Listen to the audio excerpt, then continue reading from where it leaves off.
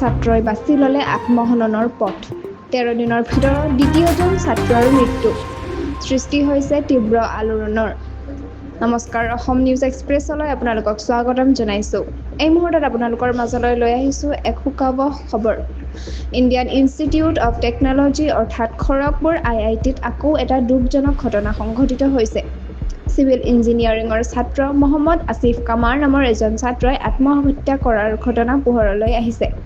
দেওবাৰে নিশা তেওঁৰ হোষ্টেল মদন মোহন মালৱীয় হলৰ কোঠাত মৃত অৱস্থাত উদ্ধাৰ কৰা হয় আৰক্ষী সূত্ৰৰ পৰা জানিব পৰা মতে কোঠাৰ দুৱাৰখন ভিতৰৰ পৰা বন্ধ আছিল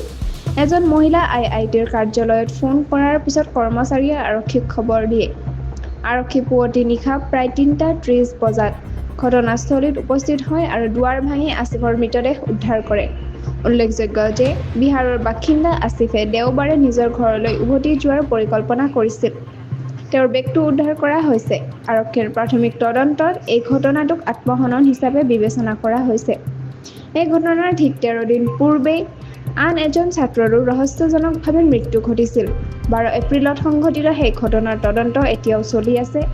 বিগত 3 মাহৰ ভিতৰত IIT খড়গপুৰত 3 গৰাকী ছাত্ৰ-ছাত্ৰীৰ মৃত্যুৱে প্ৰতিষ্ঠানখনৰ পৰিৱেশত গুৰুতৰ প্ৰশ্ন উঠাইছে ছাত্ৰ-ছাত্ৰীৰ মানসিক স্বাস্থ্য একাকিত্ব আৰু মানসিক চাপেৰে জড়িত বিষয়বোৰ সন্দৰ্ভত বহু গৱেষণা আৰু আলোচনাৰ প্ৰয়োজন আছে সেয়েহে এই ধৰণৰ ঘটনা পুনৰ যাতে সংঘটিত নহয় তাৰ বাবে প্ৰশাসনে গুৰুতৰ পদক্ষেপ লোৱাৰ দাবী জনসাধাৰণৰ পৰা উঠি আহিছে এনে ধৰণৰ খবৰ পাবলৈ অসম নিউজ এক্সপ্ৰেছ চেনেলটো ছাবস্ক্ৰাইব কৰক লাইক কমেণ্ট শ্বেয়াৰ কৰিবলৈ নাপাহৰিব লগতে কাষতে থকা বেল আইকনটো দবাবলৈ নাপাহৰিব ধন্যবাদ